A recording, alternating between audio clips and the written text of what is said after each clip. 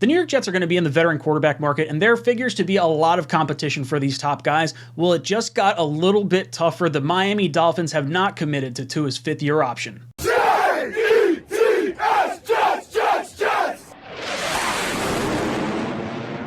Welcome to Jets Talk. My name's Ryan. I'll be your pilot. If you're new here, hit that subscribe button. If you've been here before, welcome back. I love having you here. Boys and girls, I want to talk about a story that came out yesterday at the head coaching GM kind of interviews at the Combine, this revolving around the Miami Dolphins and the thought that they may not know what to do with Tua's fifth-year option. So before we discuss it, let's jump into the videotape. Well, I think, like any other player, you factor in every variable. I think, one thing that, when you're talking about those types of decisions, I think it's important to recognize that we have a congruence of interest by the Dolphins and the player, Tua, that we both want, both parties really want him to play at a very high level for a long time for the Miami Dolphins. So what's the best way to really engineer that or to help manifest that? Well, those are the things that we're kind of weighing in terms of the various options with the same desired end is Tua would like. So you factor in everything as best you can, but that's part of this game that we're all involved in. Is there are some unknowns, so you weigh those and you press forward and make the best decision possible for the organization. What is today's date? It's in February. What's our deadline? So we probably best served to utilize the time. That's kind of the way we're approaching it, but that doesn't mean that we're spending any long period of time not discussing it. This is something that Chris and I have been working through and will continue to work through. Some interesting comments from Mike McDaniel on Tua's situation. He wants the best situation for Tua and the Miami Dolphins. They both have the same goal. They want Tua to be the quarterback for a long time for the Miami Dolphins. It's just a matter of how that gets done. And the biggest part about Tua's history with the Dolphins right now is his availability on the field. Now, prior to this year, he had injury after injury after injury that seemed to sideline him pretty consistently. And then this year, we saw the nationally televised concussions or head trauma things that have kind of gone on with him. And there was speculation swirling around, like, what's Tua's future going to look like? What are the Miami Dolphins going to do? And towards the end of the season, I sort of felt like they were just rolling with Tua. And now at this point, I'm a little concerned because hearing these comments, I was hoping Tua would be, getting his fifth-year option. They lock in this injury guarantee for the fifth-year option, and then I don't have to necessarily worry too much because I don't trust that Tua is going to play an entire season, which I guess is foolish because Dolphins fans are probably feeling something similar. But I think what McDaniel is saying is spot on. You're looking at the player. What's the best way to facilitate getting to that point that both the player and the organization want to get to? How do you take those steps to get there? Tua is probably going to be saying like, well, the fifth-year option, if you want to hold on to me, that's the contract right there.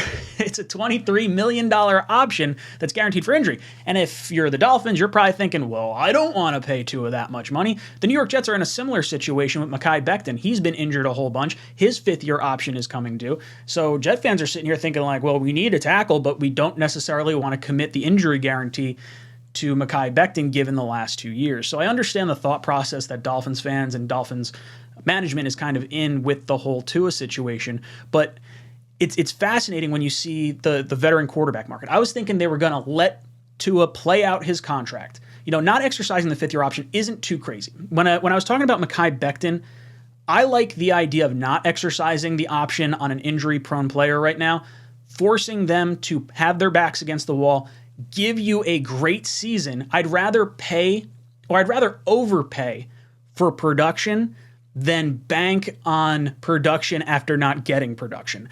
I think there's a very tricky issue that you have to run into in as far as like, okay, you might get a good deal because you have signed someone early and you're not paying as much, but you also may get a situation where the guy may not try as hard or may not have to have his back against the wall. And I think we can all agree when someone has their back against the wall, you're probably a little more likely to overachieve. That's why we see contract year players have massive seasons. Now, as far as the Dolphins cap space, you may be looking at Over the Cap or Spot Track and saying like, well, how can they afford a veteran quarterback? Who could they possibly be in the market for?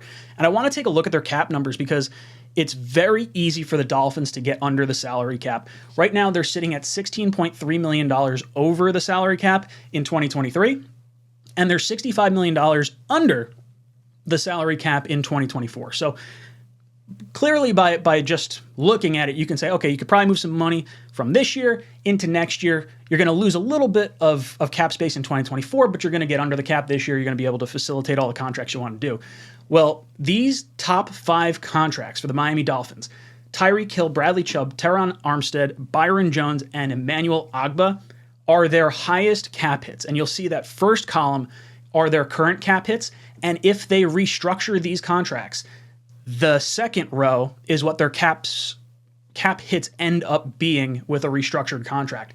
So their updated salary cap in 2023 could be as much as $48.8 million, and in 2024 would go down a little bit, down to $43.4 million. And now if you're thinking in the Aaron Rodgers kind of realm or the Jimmy Garoppolo realm, well, Aaron Rodgers' contract is $15 million for this year, $32 million for next year. Clearly, there's numbers there that could cause some concern. The Miami Dolphins are absolutely an AFC team that has, some really nice weapons in a non-income tax state. There's a lot to like about the Miami Dolphins. If you like the New York Jets, I think you can like the Miami Dolphins even more. Now, you probably like the Jets running back. You may like the Jets defense a little bit more, but I think by and large, these two teams are very comparable with the exception of having an elite weapon in Tyreek Hill and like the coaching staff. For me, Rodgers always felt like he could go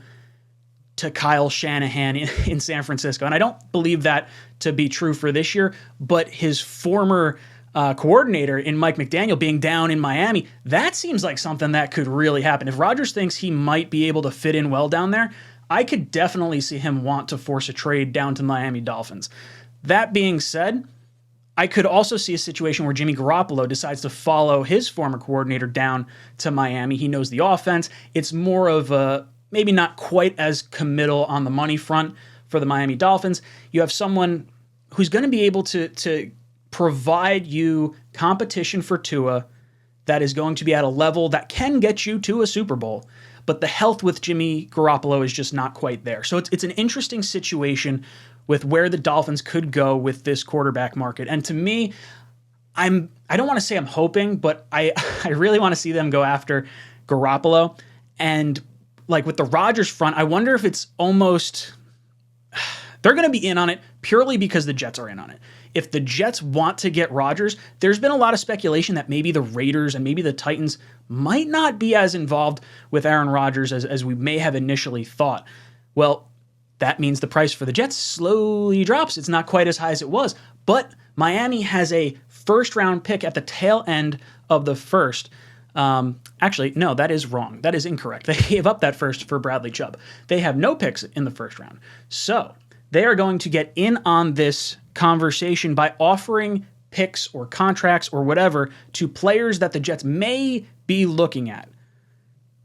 And I think with Rodgers, it's interesting. Like it's almost like retribution for the Jets going in on Tyreek Hill, and for no other reason. Like even if the Jets knew that Tyreek Hill wanted to be in Miami, it was smart for the Jets to be in on that trade because it raised the price for Tyreek Hill, and in turn costs the Dolphins just a little bit. Might have cost them an extra player. Maybe they had to give up an extra pick because the Jets were involved. The same thing could be said for Rodgers. If you were feeling like you might have been able to get away with, maybe a slightly lower contract, the Miami Dolphins are primed for a Super Bowl run. I think if you add Rodgers to that team or Jimmy Garoppolo and they give you, roughly top 10 quarterback play, that team is going to be very scary to go up against. It is a track meet with Waddle and Hill down there and Mostert. So Guys, I want to hear your thought process on this. What do you think about the Dolphins as a viable candidate for a veteran quarterback this year? And do you think they are going to try and snatch up one of these quarterbacks that the New York Jets are targeting right now? Do you think it's more of a smokescreen and they're going to wind up going with Tua? What do you think they do? Do they exercise his fifth-year option at the May 1st deadline after the draft? Or are they going to let it expire and they're going to just let him play out his fourth year and just see what happens next year? Let me know in the comment section down below. And as always, go Jets.